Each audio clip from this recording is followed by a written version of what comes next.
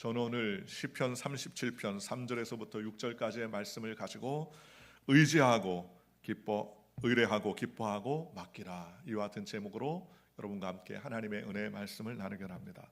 사랑하는 성도 여러분, 삶이란 선택의 연속일 때가 많습니다. 내가 무엇을 의지할 것인가 라는 선택, 그리고 무엇을 기뻐할 것인가, 또 무엇을 누구에게 맡길 것인가 라는 무수한 선택과 환경 가운데 놓여 있습니다. 사람들은 돈을 의지하고, 또 사람들은 세상에서의 성공을 기뻐하며 찾습니다. 또 문제가 생기면 자신의 힘과 지혜로 그 모든 문제를 해결하려고 애를 쓸 때가 많이 있습니다. 그러나 오늘 성경의 말씀은 우리가 의지해야 될 것이 우리의 자신이나 물질이나 세상의 명예가 아니라 하나님임을 말씀하고 있습니다. 오늘 성경에 야훼 하나님을 의뢰하라, 그리고 야훼를 기뻐하라, 그리고 야훼 하나님께 맡겨라 라고 세 가지로 우리에게 말씀해 주고 있다는 겁니다. 의뢰하고 기뻐하고 맡기라 라는 제목으로 이 세 가지의 말씀을 통해서 저와 여러분이 은혜 나누길 원합니다. 오늘 성경 시편 37편 3절은 제일 첫 번째로 야훼 하나님을 의뢰하라 라고 성경은 말씀합니다. 야훼를 의뢰하고 선을 행하라 라고 성경은 말합니다. 의뢰한다는 것은 전적으로 하나님을 의지하는 것입니다. 전적으로 기대하고, 전적으로 신뢰하고, 전적으로 의지하는 것을 말하는 것입니다. 오늘 사람을 의지하면 우리는 넘어지고 자빠질 때가 많습니다. 세상을 의지해도 마찬가지입니다. 세상을 의지하면 흔들릴 때가 너무나 많이 있습니다. 그러나 하나님을 의지하면 흔들리지 않고 하나님께서 지켜주신다고, 보호해 준다고, 주님께서 책임져 주신다고 말씀해 주셨습니다. 그러니 오늘 우리는 우리의 세상과 환경 가운데서 하나님을 의지하며 주님께 영광 돌리는 믿음의 백성이 되시기를 주님의 이름으로 축원합니다. 오늘 3절에 말씀하시기를 야훼를 의뢰하고 선을 행하라, 땅에 머무는 동안에 그의 성실을 먹을거리로 삼을지어다 라고 말했습니다. 우리가 하나님을 의뢰하면 하나님께서 우리의 삶을 책임져 주시고, 어떤 상황과 환경 가운데서도 좌절하고 낙망하지 않도록 하나님께서 책임져 주신다고 성경은 우리에게 말씀해 주셨다는 것입니다. 그러므로 우리는 어떤 경우에도 야훼를 의지하는 믿음의 백성이 되시기를 주님의 이름으로 축원합니다. 성경 말씀에 여호와를 의지하는 자에 대해서 이렇게 말합니다. 시편 125편에 야훼를 의지하는 자는 시온 산이 흔들리지 아니하고 영원히 있음 같도다 라고 말했습니다. 하나님을 의지하면 흔들리지 아니하고, 하나님을 의지하면 낙심하거나 좌절하지 아니하며, 하나님을 의지하는 자는 요동하지 않는다고 성경은 말합니다. 이스라엘 백성 팔레스타인의 대부분은 산악지대입니다. 그래서 산은 이스라엘 역사에 굉장히 중요한 지대한 영향을 미칩니다. 물론 성경에서도 산에 관한 내용이 많이 있습니다. 그런 연유로 해서 예루살렘을 순례하는 자들은 반드시 지형적인 특성으로 인하여서 산을 통과해야 됩니다. 그런데 오늘 성경 말씀에도 여호와를 의뢰하는 자를 산에 비유하며 말하는 것입니다. 여호와를 의뢰하는 자는 시온산이 요동하지 아니하고 영원히 있음 같다라고 시편 125편에 말씀한 것처럼, 하나님의 은혜를 의지하면 무엇이든지 무너지고 넘어지는 세상에서 요동하지 아니하고 흔들리지 않는 하나님의 은혜로 충만해진다고 성경은 우리에게 말씀해 주셨다는 것입니다. 그러니 우리는 이 땅에 살면서 무엇을 의지해야 됩니까? 세상이나 물질이나 환경을 의지하면 넘어지고 자빠지고 깨어지기 십상이지만, 그러나 하나님을 의뢰하고 하나님을 신뢰하는 자는 그 삶의 평강을 하나님께서 지켜주신다고 성경은 우리에게 말씀해 주셨습니다. 그러니 우리는 어떤 경우에도 하나님을 의지하며 믿음으로 달려가는 거룩한 주의 백성이 되시기를 주님의 이름으로 축원합니다. 야훼를 의뢰하는 자는 시온산이 요동하지 아니함 같은 보장과 함께 하나님의 은혜를 누릴 수 있다고 성경은 우리에게 말씀해 주셨습니다. 그러니 우리는 어떤 삶을 살아야 됩니까? 하나님을 의지함으로 말미암아 선을 행하는 삶을 삽니다. 지금 우리가 행하는 선이나 좋은 일들도 하나님께서 우리의 삶을 다 지켜주시고 보호해 주신다는 믿음으로 하나님 앞에 나아가는 저와 여러분들 되시기를 주님의 이름으로 축원합니다. 또한 하나님은 그 의뢰하는 백성들에게 평강을 보장해 준다고 했습니다. 시편 125편 5절에 이렇게 말합니다. 자기의 굽은 길로 치우치는 자들은 야훼께서 죄를 범하는 자들과 함께 다니게 하시리로다. 이스라엘에게는 평강이 있을지어다. 야훼를 의지하는 자에게는 평강을 하나님께서 주신다고 오늘 보장해 주신다는 것입니다. 오늘 저와 여러분이 일상에서 살면서 가장 중요한 것 중에 하나가 뭡니까? 평안이죠. 수많은 재물과 내가 원하는 것들 다 가지고 있어도 마음이 불안하다면 우리가 온전히 살아갈 수 없습니다. 그런데 진정한 평안은 누가 주느냐? 진정한 평안은 하나님이 주시는 것입니다. 폭풍 가운데서도 평안함을 느낄 수 있는 것은 하나님께서 함께 해주실 때 가능한 것입니다. 풍랑이 일어나고 파도가 치고 배 안에 물이 들어와도 하나님께서 함께 하시고 예수님께서 동행하시자 예수님이 바람과 파도를 끄시니 물이 잔잔해지고 깨끗하여지고 온전해졌다고 성경은 말씀해 주신 것처럼 우리의 삶에 수많은 풍파와 어려움과 역경과 고난이 닥쳐와도 주님이 우리와 함께 하시면 우리는 평안을 누릴 수가 있는 것입니다. 은혜를 누릴 수가 있는 것입니다. 그러니 우리는 어떤 경우에서든지 하나님을 의뢰하고 믿음을 가지고 하나님께 영광 돌리는 그리스도의 복된 주의 백성들 되시기를 주님의 이름으로 간절히 축원합니다. 평안은 샬롬이란 말이죠. 샬롬은 평강이란 말입니다. 주님 은혜 안에서 물질이나 소유는 없지만 주님께서 주는 평화와 기쁨이 우리의 마음 가운데 임하는 상태를 말하는 것입니다. 평강은 하늘로부터 주님께서 공급해 주는 것을 의미하는 것입니다. 아무리 좋은 것을 소유하고 많은 것을 가지고 있다 할지라도 평강이 없으면, 평화가 없으면 아무것도 않을 때가 얼마나 많이 있습니까? 새들을 떨어뜨리는 권세를 가지고 있어도 하나님께서 주시는 평안이 없으면 불안하고 좌절하고 낙심할 수밖에 없지 않겠습니까? 그러니 이스라엘은 특별히 하나님께서 보호하시는 백성들이었습니다. 그러니 그들을 주님께서 책임져 주시고 의지하고 붙잡아 준다고 성경은 말씀해 주셨습니다. 그러니 오늘 성경의 말씀같이 하나님을 의뢰하고 선을 행하며 땅에 머무는 동안 성실을 먹을거리로 삼는 저와 여러분들 되시기를 주님의 이름으로 축원합니다. 우리가 잘 아는 요셉은 많은 고난과 역경을 받았습니다. 형제들에게 모함을 당하고 죽임을 당할 정도로 고생을 하고 또 돈에 팔려서 종이 되었습니다. 자기가 상상할 수 없는 고난을 당했습니다.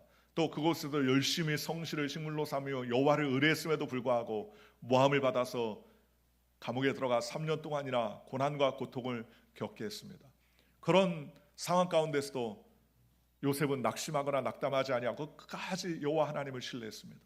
왜 그랬을까요? 그것은 바로 하나님을 의뢰했기 때문에 가능한 것입니다. 좋을 때나 기쁠 때나 외로울 때나 슬플 때도 하나님이 나와 함께 하시고 나를 지켜준다는 그러한 믿음을 가지고 있었기 때문에 그는 낙심하거나 낙담하지 아니하고 여호와 하나님을 의뢰할 수 있었다는 것입니다. 사랑하는 성도 여러분, 오늘 저와 여러분이 첫째로 하나님을 의뢰하고 하나님을 신뢰하는 믿음의 백성이 되시기를 주님의 이름으로 축원합니다. 그리하면 하나님께서 함께 하시고 우리의 삶 속에 여호와 하나님을 의뢰하며 식물로 삼으며 성실을 하나님 앞에 나타내는 믿음의 백성이 되시기를 주님의 이름으로 축원합니다. 두 번째로 오늘 성경은 우리에게 야훼를 기뻐하라 라고 성경은 말씀하셨습니다. 그가 내 마음의 소원을 내게 이루어 주시로다 라고 말합니다.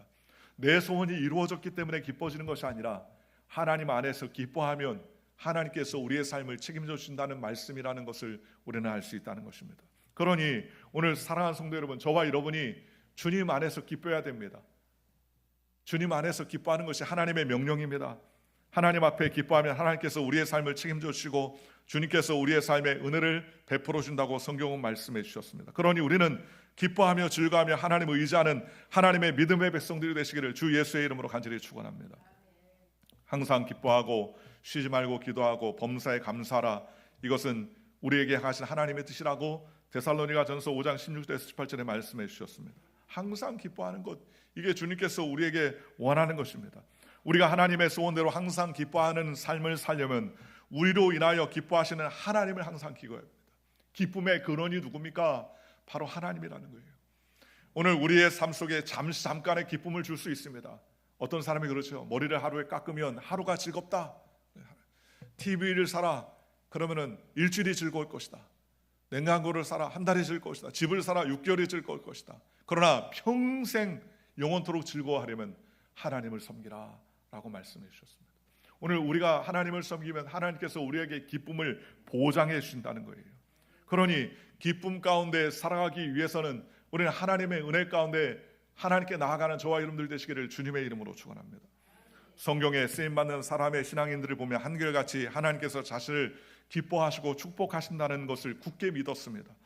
모세는 하나님이 이스라엘 백성의 조상을 기뻐하시는 하나님이라고 믿었습니다. 신명기 10장 15절에 야훼께서 오직 내 열조를 기뻐하시고 그들을 사랑하사 그 후손 너희를 만민 중에 선택하셨으니 오늘과 날과 같으니라 그랬습니다. 모세는 이스라엘 백성을 하나님께서 기뻐하셔서 택하셨다라는 확신과 기대 가운데 살았습니다. 그래서 하나님을 인하여서 기뻐하며 즐거워했습니다. 우리가 잘 아는 여호수아와 갈렙은 하나님께서 자기 자신을 통하여서 우리를 기뻐하신다고 고백했습니다. 민수기 14장 8절에 야훼께서 우리를 기뻐하시면 우리를 그 땅으로 인도하여 들이시고 그 땅을 우리에게 주시리로다. 이는 과연 족과 꿀이는 땅이다 라고 말했습니다. 여호수아와 갈렙은 하나님이 우리를 기뻐하신다, 그 땅은 우리에게 하나님이 주신 땅이다, 그들은 우리의 밥이다 라는 믿음을 가지고 있었다는 것입니다. 다윗도 역시 마찬가지입니다. 자신의 삶이 하나님이 기뻐하시는 삶이라고 고백했습니다. 사무엘하 22장 20절에 나를 또 넓은 곳으로 인도하시고 나를 기뻐하심으로 나를 구원하셨도다 라고 말씀했습니다. 그는 결국 목동의 신분에서 벗어나서 한 나라의 왕이 되어 그 나라를 위대한 왕국으로 발전시킬 수 있었습니다. 그런 근원이 무엇이냐? 하나님이 나를 기뻐하신다, 하나님이 나를 축복하신다는 베이직한 믿음의 근거를 가지고 있었다는 것입니다. 하나님은 나를 사랑하지 않는다 라고 확신하면 여러분, 하나님을 사랑하지 않습니다. 그러나 하나님은 나를 사랑하시고 나를 붙잡아 주신다는 믿음을 가지면 하나님께서 나를 책임져 주시고 은혜를 베풀어 주시는 거예요. 하나님이 나를 사랑한다는 확신 가운데 서 있으면 우리는 어떤 경우에도 낙심하지 않습니다. 제가 캐나다에 있을 때 저희 둘째가 어렸을 때인데 하루는 이른 아침에 일어나가지고 저를 맡기는 거예요. 저와 집사람 맡깁니다. 우리 와 아빠 일어나 봐요. 멋진 게 있어요. 그 꼭두 새벽에 애가 일어나가지고 뭐가 멋지다고 자기 침대에 와보라고 해가지고 쫓아갔습니다. 눈을 부비고 쫓아갔더니 이불을 쫙 들치니까 거기 오줌을 싸가지고, 오줌이 지도가 그려져 있어요. 지도가 그렸는데 너무 신나면서 내가 밤에 오줌을 쌌는데 보니까는 이렇게 지도가 멋있게 그려졌다고 그러면서 막 좋아하는 거예요. 너무 멋지지 않냐고. 멋지긴커녕 우리는 황당했어요. 보통 아이들이 오줌을 싸면은 그냥 들통날까봐 염려하고 눈치를 보는 게 정상인데 좋아하면서 이것 보라고, 내가 그림을 그렸다고, 너무 멋있다고 막 그러는데 그 천진난만한 모습 속에서 화를 낼 수는 없고 허허허 웃으면서 저희 집사람과 서로 눈을 맞췄던 기억이 납니다. 아빠가 나를 좋아하고 기뻐한다, 나를 좋아한다, 사랑한다라는 확신이 있으면 아무도 그 확신을 침범하지 못하는 것이죠. 하나님은 나를 사랑하신다는 그 기쁨을 우리는 붙잡고 살아가는 저와 여러분들 되시기를 주님의 이름으로 축원합니다. 하나님을 의지하면 하나님께서 책임져 주십니다. 여러분, 얼마나 하나님이 우리를 기뻐하십니까?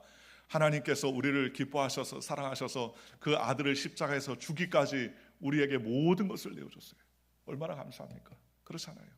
여러분이 아무리 사랑해도 저한테 목숨을 내놓을 겁니까? 목숨 안 내놔요. 왜요? 그만큼은 안 사랑하기 때문입니다. 자식은 사랑해서 혹시 모르겠죠. 그러나 타인은 아닐 거 아닙니까? 그런데 하나님께서는 우리를 얼마나 사랑하시는지 하나님께서 자기의 독생자 아들을 우리에게 피값으로 세워주시고 골고다 언덕에서 몸을 찢고 피 흘리시도록 우리를 사랑해 주셨다고 성경은 말씀해 주셨습니다. 그러니 우리는 하나님의 은혜 안에 있다는 사실을 기억하고 항상 기뻐하시기를 주님의 이름으로 축원합니다. 또한 우리가 기뻐하기 위해서는 하나님 안에 있는 자신을 보며 기뻐해야 됩니다. 오늘 우리가 우리 자신을 보면 우리는 낙심하고 낙담할 수밖에 없습니다. 그러나 우리를 어떻게 바라봐야 되느냐? 하나님 안에서 기뻐해야 된다는 거예요. 하나님께서 기뻐하시는 하나님의 사람들은 이 상에서의 자신의 삶의 모습이 아니라 하나님 안에서 자기를 자꾸 바라봐야 돼요. 내가 나를 바라보는 것이 아니라 하나님의 시각으로 우리를 바라봐야 됩니다. 상대방을 바라볼 때에도 우리의 계획과 판단으로 바라보지 아니하고 하나님의 은혜로 바라봐야 되는 것입니다. 무이보셋이라는 요나단의 아들이 있습니다. 두 다리가 다 절뚝이었습니다. 그런데 이스라엘에서 제일 싫어하는 사람, 다윗이 제일 싫어하는 사람 두 사람이 있는데 소경과 절뚝발이들을 싫어합니다. 그 사람들은 여호와의 성, 이스라엘 성에 들어가지 못하리라 할 정도로 그렇게 이야기했습니다. 왜 그러느냐? 다윗이 블레스를 쳐서 승리를 거두기 전에 블레스 사람들이 그 성에서 말하기를, 야, 우리는 너희 군사들이 아니라 너희 군사를 올라왔을 때 우리의 절뚝발이나 소용이라도 너희들을 이길 수 있다라고 조롱을 했습니다. 그 이야기에 다윗이 자존심이 굉장히 상했습니다. 그래서 다윗이 군사를 보내어서 그 성을 칠 때 제일 먼저 멀쩡한 군사를 치지 말고 소경과 절뚝발이부터 쳐라 할 정도로 자존심이 상했습니다. 그 이후로부터 다윗에게 소경과 절뚝발이는 근처에도 오지 못하도록 그렇게 했습니다. 그런데 다윗이 왕이 되어서 사람을 찾는데 요나단의 후손들을 찾는데 한 사람 있는 거예요. 죽지 않고 살아있는 사람 한 사람 있어요. 무이보셋이, 요나단의 아들 무이보셋이. 그런데 무비보셋이 전쟁 가운데 피신할 때 유모가 들고 뛰다가 떨어뜨렸는데 두 다리를 그때 다 절게 되었습니다. 그런데 다윗이 이 요나단의 아들 우스를 찾아가지고 그를 왕궁에 데려오고 매일같이 그와 함께 식사하면서 그와 교제하며 아버지가 가지고 있었던 모든 재산을 다 그에게 줍니다. 무비보셋이 사랑받을 만해서 받는 게 아니에요. 누구 때문입니까? 다윗의 시각, 즉 사랑했던 친구 요나단의 그 눈으로 무비보셋을 보니까 무비보셋의 허물이 두 다리의 절뚝의 모습이 아니라 사랑스러운 아들로 보는 것입니다. 오늘 저와 여러분도 마찬가지입니다.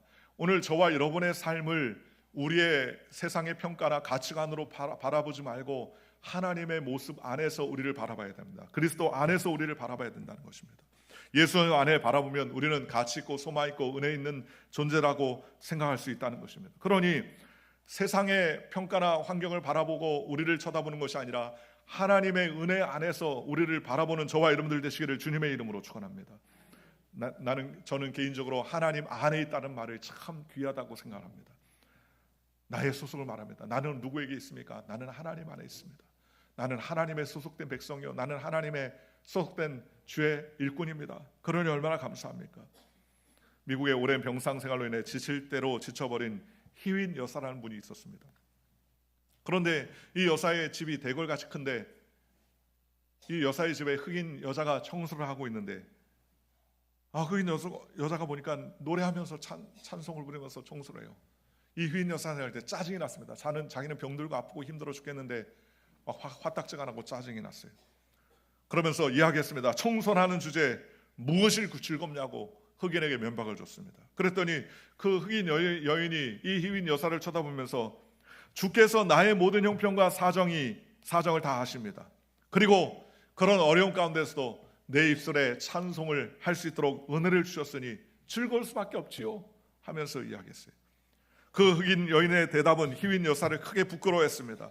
결국 그는 자신의 비참한 모습을 자기 스스로 만들어낸 것임을 깨닫고 나서 그때부터 그는 하나님 안에 거하면서 참회의 시를 쓰게 되었는데 그 시가 바로 찬송가 455장입니다. 우리가 잘 아는 찬양이죠. 주 안에 있는 나에게 딴 근심이 있으랴 십자가 밑에 나가 내 짐을 풀었네 주님을 찬송하면서 할렐루야 할렐루야 내 앞길 멀고 험해도 나 주님만 따라가리. 이 희위 여사는 자기의 육신의 연약함과 환경을 볼 때 즐거워하고 기뻐할 수 없었어요. 그런데 그 흑인 여인이 내 환경과 상황 가운데서도 하나님이 나에게 찬송을 주시니 얼마나 기쁩니까? 하는 그 말에 충격을 받고 그는 가사를 쓰기 시작했습니다. 주 안에 있는 나에게 딴 근심 없다. 십자가 밑에 나아가 내 짐을 풀었다. 전날의 두려움이 변하여 내 기도 됐고 전날의 한숨 변하여 내 노래 되었다. 주님을 찬송하면서 할렐루야 할렐루야 하면서 하나님을 찬양할 수 있었습니다. 휘인 여사에게 상황은요 1도 변하지 않았어요. 변한 것은 상황이 아니라 상황을 바라보는 자신의 시각이 바뀌었습니다. 어려운 상황 속에 있는 자신을 바라보며 자신을 평가하던 시각을 벗어버리고 하나님 안에 있는 자신을 발견하고 그럼에도 불구하고 하나님이 나를 붙잡아 주신다라는 확신을 가지니 그는 기뻐하며 즐거워하며 하나님을 찬양할 수 있었다는 것입니다. 오늘 사랑하는 성도 여러분, 기쁨의 근원이 어디 있습니까? 하나님께 있어요.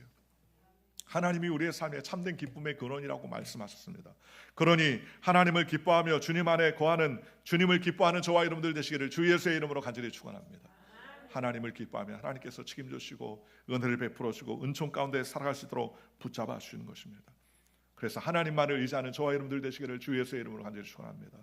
세 번째로 오늘 성경 우리에게 말씀해 주시기를 내 길을 야훼께 맡기라라고 말했습니다. 먼저 우리가 의뢰하고 우리가 주님 안에 기뻐했다면 이제는 모든 것을 하나님께 맡기기를 주님의 이름으로 축원합니다.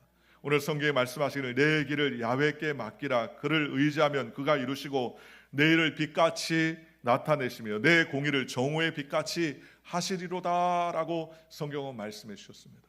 우리가 자꾸 하나님께 맡겨야 됩니다. 맡길 때 주님께서 우리의 삶의 근원이 되어주시고 우리에게 소망이 되어주시는 것을 믿으시기를 주님의 이름으로 축원합니다. 주님께 맡기면 주님께서 우리의 삶을 의지해 주시고 붙잡아 주시고 책임져 주시는 것입니다. 제가 어렸을 때 목욕탕에 가면 목욕탕 입구에 탁 써 있는 것 중에 제일 첫 번째가 뭡니까? 주인에게, 귀중품은 주인에게 맡기시오. 맡기지 않은 것은 책임지지 않습니다 라는 말입니다. 귀중품, 목욕하러 오는데 귀중품을 들고 올 사람 없겠지만, 그러나 그 당시에 시계나 이런 것들도 귀중품 아닙니까? 그러나 주인에게 맡기면 주인께서, 주인이 책임져 준다는 거예요. 맡기지 않으면 책임져 주지 않는다는 것입니다. 그러니 우리가 자꾸 하나님께 맡겨야 됩니다.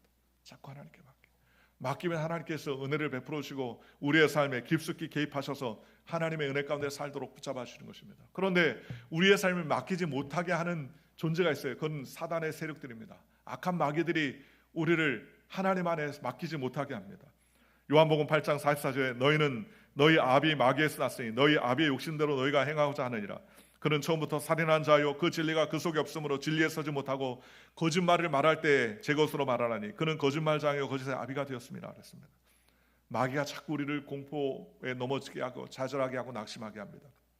요한복음 10장 10절에 도둑이 오는 것은 도둑질하고 주의가 멸망시키는 것뿐이요 내가 온 것은 양으로 생명을 얻게 하고 더 풍성히 얻게 하려 하신다고 성경은 말씀해 주셨습니다. 도둑은 우리의 것을 빼앗아 가려고 해요. 그러나 주님께서 우리에게 생명을 주시되 넘치게 생명을 주시기를 원하신다고 성경은 말씀해 주셨습니다. 그러니 우리는 하나님 안에서 우리의 삶의 모든 것을 주님께 맡게 됩니다. 주님, 내 가정을 맡깁니다. 내 자녀의 앞길도 주님께 맡깁니다. 내 직장도 사업장도 하나님께 맡깁니다. 주여, 내 건강도 주님께 맡깁니다. 주님 의뢰합니다. 주님 붙잡아 주시고 주님 책임져 주시옵소서. 주님께 맡기면 주님께서 책임져 주신다는 것입니다. 그러니 우리는 어떤 상황과 함께 어려운 가운데서도 하나님께 자꾸 맡겨야 돼요. 자꾸 맡겨야 돼요. 주님께 맡기면 주님께서 책임져 주시고 은혜를 베풀어 주시는 것입니다. 우리는 사망의 음침한 골짜기를 다닐 때도 하나님이 우리와 함께 하심을 우리는 굳건히 믿어야 됩니다. 왜냐하면 하나님은 좋으신 하나님이기 때문입니다.